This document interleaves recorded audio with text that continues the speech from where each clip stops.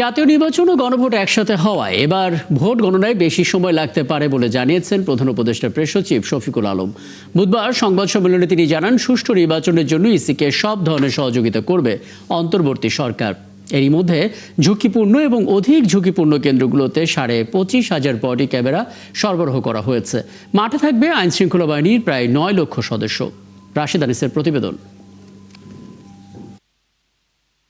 বুধবার সকালে 3 বাহিনীর প্রধান, উপদেষ্টা পরিষদের সদস্য, পুলিশের আইজিপি, আইনশৃঙ্খলা বাহিনীর প্রধানদের নিয়ে বৈঠকে বসেন প্রধান উপদেষ্টা।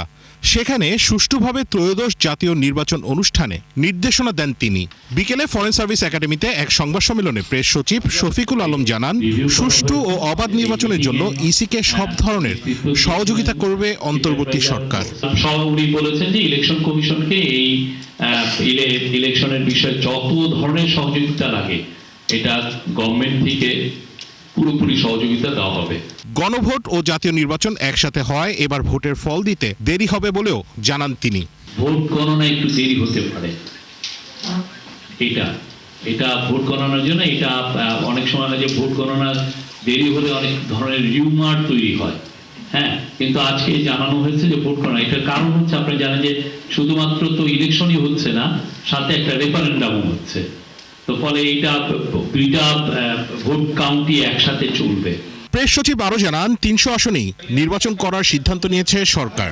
এবারের নির্বাচনে 1 লাখের বেশি সেনা সদস্য সহ 9 লাখ আইন শৃঙ্খলা বাহিনী ও নিরাপত্তা বাহিনীর সদস্য মোতায়েন থাকবে। এই প্রথমবারের মতো 1 লক্ষ সেনাবাহিনীর মেম্বার থাকবেন।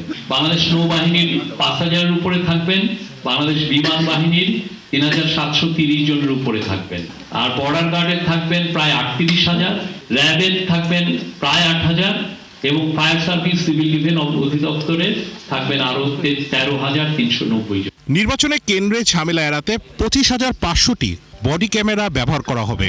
42,779টি ভোট কেন্দ্রে 2,47,499টি বুথ থাকবে। রাশেদ আনিস, 71, ঢাকা।